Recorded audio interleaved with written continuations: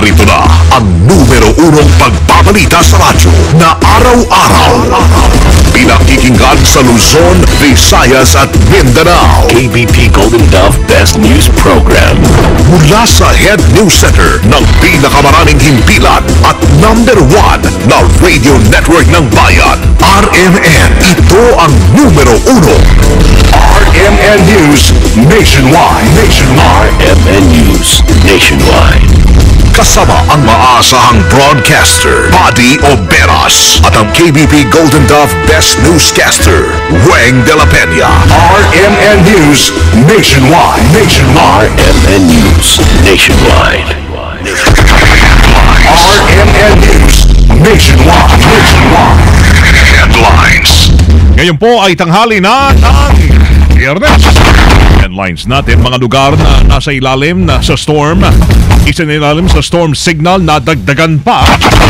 Pag-asa patuloy na nagbabala sa mga residente na dublehin ang pag-iingat.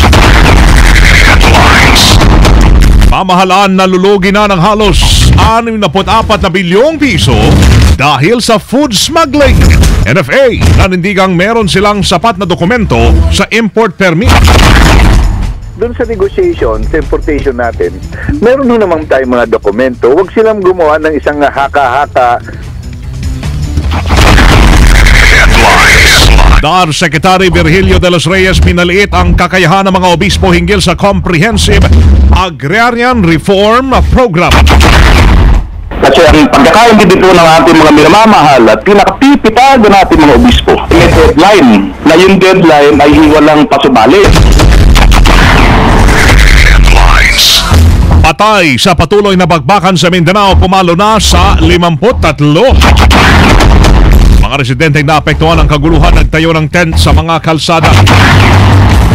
Balitang negosyo, presyo ng isda tumaas ng 4 hanggang 5%.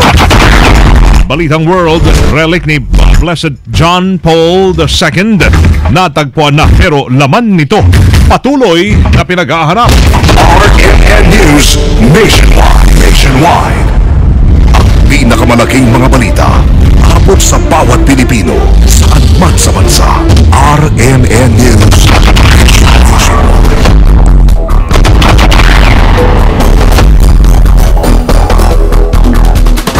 Magandang tanghali Pilipinas. Tanghali ho ng Biyernes na ngayon,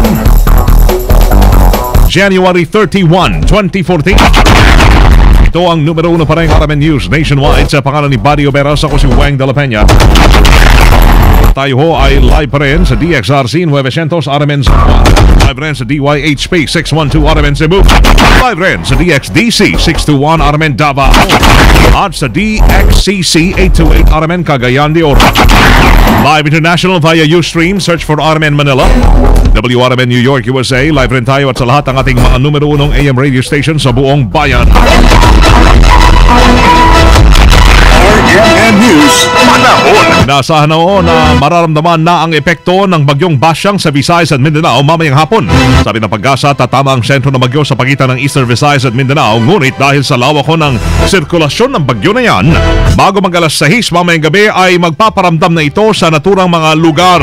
Namataan ang sentro ng bagyo na nasa layong 500 kilometro, hilagang silangan ng Hinatuan, Surigao del Sur. Taglay pa rin ang lakas ng hangin na umabot sa 30 kilometers per hour.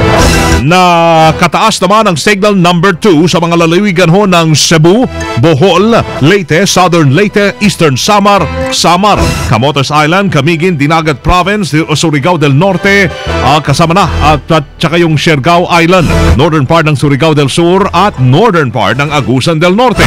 Signal number 1 naman sa Northern Samar, Bilinan Island, Aklan, Capiz, Antique, Iloilo, Guimaras, Negros Occidental, Negros Oriental at Siquijor, Misamis Oriental, Misamis Occidental, rest of Agusan del Norte, ang rest of Surigao del Sur, Agusan del Sur, northern part ng Bukidnon at Zamboanga del Norte.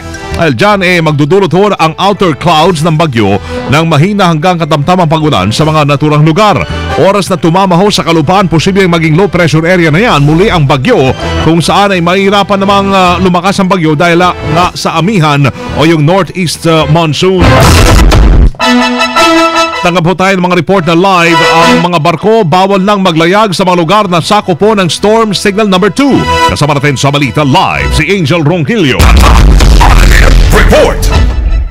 Ipinagbabawal na ng Philippine Coast Guard ang paglalayag ng mga barko na nasa ilalim ng Storm Signal number 2. Ilan sa mga lugar na ito ang Cebu, Bohol, Leyte, Samar at Camiguin. Habang pinagbabawal na rin ang paglalayag ng mga mangingisda at maliliit na sasakyang pandagat sa mga lugar naman sa ilalim ng Signal number 1. Kabilang na nga dito ang Masbate, Biliran Island, Antique, Capiz at Iloilo. Ayon kay PCG spokesperson Commander Arman Balilo, batay sa guidelines ang paglalayag ng mga sasakyang pandagat, bawal pumalaot ang mga nasa 1,000 gross tonnage pababa kapag nakataas ang signal number 1, habang bawal naman maglayag ang lahat ng barko kapag nakataas na ang signal number 2. Kaugnay ito, naka-alerto na ang Coast Guard units at detachment units sa mga lugar na babagtasin ng bagyong Basyang. Kasama mo sa lungsod ng Maynila, Angel Ronquillo, Tatak, RMN. Nationwide. Mga barko mula Cebu City nagkansela na ng biyahe dahil sa bagyong Basyang. Sama natin sa balita si Ken Galinea ng RMN Cebu. RMN Report! Umabot na sa mahigit 1,000 ang mga pasahero na na-stranded sa mga pantalan sa lungsod ng Cebu dahil sa bagyong si Basyang. Simula kagabi, hindi na pinahihintulutan na makabiyahe ang mga barko mula sa Cebu City patungong Surigao City, Cebu Cagayan de Oro City, Cebu Baton Leyte, Cebu Hilongos Leyte at Cebu Baybay Leyte. Ayon kay Cebu Coast Guard Station Commander Rodolfo Villahawan, simula kagabi umabot na sa 1,003 ang mga pasahero na na-stranded dahil hindi nakaalis ang kanilang mga biyahe patungo sa destinasyon kung saan may nakataas na public storm warning signal ng Pag-asa. Posibleng dadami pa ang mga barko na hindi papayagan ng Coast Guard na bumiyahe ngayong araw kapag mas marami na mga lugar na may storm warning signal sa Pag-asa dahil sa tropical depression na si Basyang. Kasama mo sa RMN Cebu, Ken Galinea, Tatak RMN. Nationwide. Samantala, sa ibang mga balita pa rin mga kasama, tiyatayang aabot ho sa 64 billion pesos ang ikinalugi ng pamahalaan dahil sa pagpupuslit ng pagkain sa loob ng 2 taon.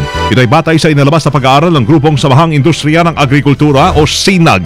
Ayon sa grupo, dahil bigo ang pamahalaan, nasupili ng talamak na smuggling ng pagkain sa bansa tulad ng bigas, gulay, karne at iba pang mga agricultural products na nagresulta naman ng pagdaing ng mga lehitimong negosyante.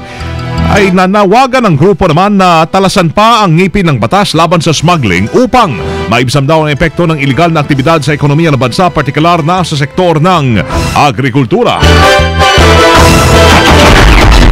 Nanindigan naman ang National Food Authority o NFA na may hawak sila na kompletong dokumento para magbigay ng import permit sa mga mangangalakal. Sa interview ng RMN kay NFA Director Rex Estoperez, sinabi nito na nagkakaroon ng hindi pagkakaintindihan sa importasyon dahil rin sa mga maling balitang lumalabas. Di masyadong na-explain, Nagkakaroon ng misinterpretation dun sa mga ating mga kababayan, lalong-lalo na doon yung mga kababayan natin na mayroong motibo na hindi maganda. Yung pag-pick up nila hindi maganda ang interpretasyon, yan, pandagdag sa kanila, bibirahin natin ganito. Samantalang tayo naman, sinasabi natin, doon sa negotiation, sa importation natin, meron naman tayo mga dokumento. Huwag silang gumawa ng isang haka-haka o assumption kung magkano. Amo naman ni Estoperez, bakit hindi sila pumunta raw sa kanilang opisina upang magkaroon sila ng pagkakataong idepensa ang pagbibigay nila ng permit? Pumunta lang sila sa opisina, kaya mag-set sila ng meeting na ma-explain na namin yung aming side. Kasi mahirap din naman yun. Tulad kahapon sa isang payagan, yung isang kongresista na sinabi na ganitong figure, tapos kakilala ng NFA yung import ng mga smuggler. Natural, kasi tayo nag-issue ng import permit. Pag hindi naman tayo nag-issue ng import permit, sino mag-i-issue nun? Ang NFA lang naman ang may sole authority na bigay ng otoridad mag-angkat. Wala rin naman doon sa application ng accreditation namin for it to import. Wala naman kaming nilagay doon sa ating mga checklist. Please check if you are a smuggler. Si NFA Director Rex Estoperez sa interview ng RMN. Mali ang mga impormasyon ng mga obispo. Ito ang iginit ni Agrarian Reform Secretary Virgilio Reyes de los Reyes sa interview ng RMN. Ayon kay de los Reyes, hindi lang ito ang kauna-unahang pagkakataon na nagkamali ang mga obispo sa kanya. Makailang ulit na rin anyang ipinaliwanag niya sa mga ito na alamin muna nila kung saan nanggagaling ang mga proyektong kanilang hinahawakan. Una-una, ang aking reaksyon po doon, mukha po yata ang impormasyon na namang natatanggap ng ating mga obispo. Ang sinasabi nila ay nabigo raw, pero ang punto ko po rito ay hindi nila sinasalang-alang kung saan ba nanggagaling yung programa. So hindi po ito ang unang pagkakataon kung saan nabigo ang mga obispo para alamin kung anong katotohanan. Ang giit pa ni De Los Reyes, mali ang pagkakaintindi ng mga obispo sa deadline na ibinigay sa kanila. Hamon pa nito na basahin ng mga obispo ang mga batas upang maunawaan ng mga ito ang saklaw ng kanilang proyekto. Kasi ang pagkakaintindi po ng ating mga minamamahal at pinakapipitagan natin mga obispo, may deadline na yung deadline ay hiwalang pasubali. Doon po nagkamali yung una natin magagaling na obispo. Kung papaniwalaan niyo po agad yun, kasi ang nabasa lang po yata ng mga obispo natin ay hanggang section 29 ng batas. Kaya totoo, may section 30 po yung batas Mukhang hindi po yata nabasa ng mga ginagalang natin mga obispo yun. Pero ito po, expert po ang ating mga obispo sa ting relihiyon, dahil maganda basahin nila yung section 30 na ang sinasabi ay kung merong notices of coverage na nakapending ay pwede hong itawid beyond sinasabi nilang deadline. Una nang sumulat ang siyam na obispo kay Pangulong Noynoy Aquino kung saan nakasaad na patalsikin na sa pwesto si De Los Reyes matapos itong mabigong maibahagi ang 1.2 million hectares na lupain sa mga magsasaka na nasa ilalim ng Comprehensive Agrarian Reform Program o CARP. Bakbaka naman sa Mindanao, umakyat na sa 53 ang namatay sa patuloy na bakbakan sa pagitan ng tropa ng gobyerno at ng Bangsamoro Islamic Freedom Fighters o PIFF sa Cotabato at sa Maguindanao. Kinumpirma naman ni 6th Infantry Division spokesman o spokesperson Colonel Dixon Hermosa na kabilang sa mga namatay yung 3 minor de edad o yung mga child warriors na tinatawag ng rebeldeng grupo kung saan nasa 15 hanggang 16 ang edad ho ng mga yon. Itinanggi naman ni Abu Mishri Mama, tagapagsalita ng BIFF, ang ulat na sa pagsasabing walang namatay sa kanila habang 7 lamang ang sugatan. Samantala, abot naman sa 10,000 individual ang kinakailangang lumikas na dahil sa patuloy na putukan kung saan ilan sa mga ito sa kalsada na nagtayo ho ng tent. Ang patay sa nagpapatuloy na bakbakan ng BIFF at militar umabot na nga sa 53. Dagdag na balita hatid po ni kasamang Rhea Mamogay live. Report! Rhea, pabalikan natin si Rhea Mamogay. Ang pagsuko ng armas ng mga warriors ng MILF, bahagi pa rin ang konsepto ng Normalization Annex. Kasama natin sa balita si Deo de Guzman live. Report! Kikinit ng palasyo ng Malacanang na magkakaroon pa rin ng pagbaba ng armas ng mga warriors ng Moro Islamic Liberation Front kahit hindi kasama ang disarmament, demobilization at reintegration o DDR sa Bangsamoro Framework Agreement. Ayon kay Communications Operations Secretary Sunny Coloma, kabilang pa rin sa Normalization Annex ang konsepto ng decommissioning at ang armed group ng MILF ay magiging bahagi ng social movement na bahagi ng isang malaking organisadong grupo. Sinabi din ni Coloma na ang Bangsamoro political entity ay inaasahang magiging mahalagang parte ng bansa. Kaugnay nito ay sinabi naman ni Peace Process Advisor Secretary President Ging Teles na inatasan na ni Pangulong Noynoy Aquino ang Transition Commission na tiyaking transparent ang gagawing Bangsamoro Basic Law upang magtiwala ang publiko dito. Kasama mo sa Palasyo ng Malacanang, Deo de Guzman, Batak, RMN. Bigyan natin si Rhea Mamogay sa kanyang dagdag na ulat tukol pa rin sa bakbakan ng BIFF at ng militar. Rhea, Umabot na nga sa 52 miyembro ng Bangsamoro Islamic Freedom Fighter ang nasawi sa nagpapatuloy na bakbakan ng militar at BIFF sa Maguindanao.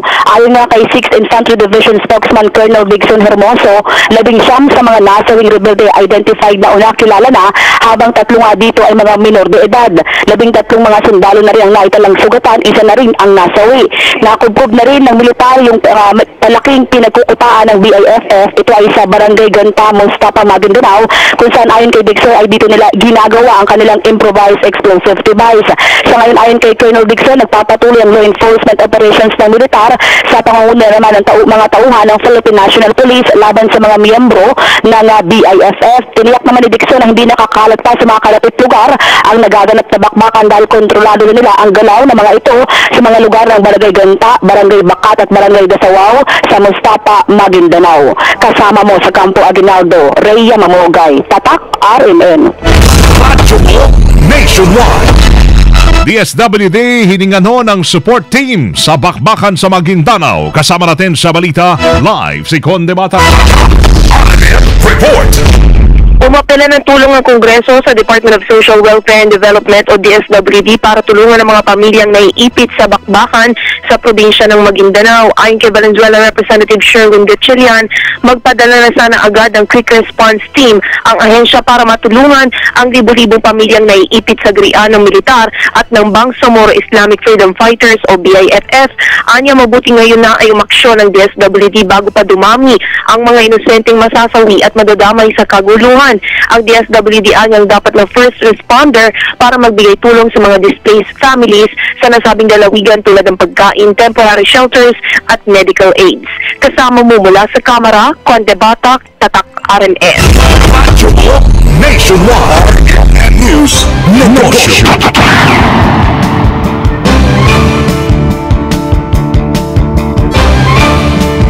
Tumaas ho ang ng 4 hanggang 5% ang presyo ng isda kada kilo ho yan sa mga pamilihan. Sa interview ng RMN kay Bureau of Fisheries and Aquatic Resources Director Asis Perez, sinabi nito na nahihirapan kasi ang mga mangingisda na pumalaot sa dagat dahil ho sa sama ng panahon.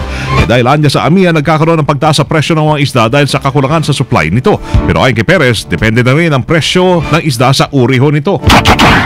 Actually, mas apektado yung isda na nasa tabing dagat dahil siyempre hindi makakalaot yung mga isda natin.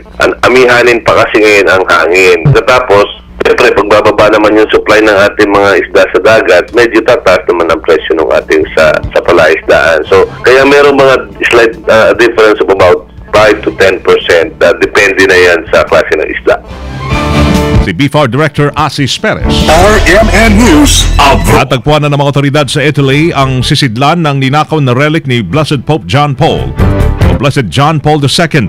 Ayon sa mga opisyal, na-recover na ang gold and glass case na sinisidlan ho ng duguang damit ng dating Santo Papa, pero ang laman ay patuloy pa nilang pinaghahanap. Ang sabing relic ay ang duguang sutana ni John Paul II na kanyang suot nang siya'y mabaril noong 1981. Naaresto naman ang 3 sospek na itinuturong nagnakaw ng nasabing relic sa isang simbahan sa Abruzzo region. Itinapon umano ng mga sospek ang duguang damit dahil hindi alam na relic pala ito ni John Paul II. Na-recover din ng pulisya ang maliit na crucifix na kasama sa mga ninakaw.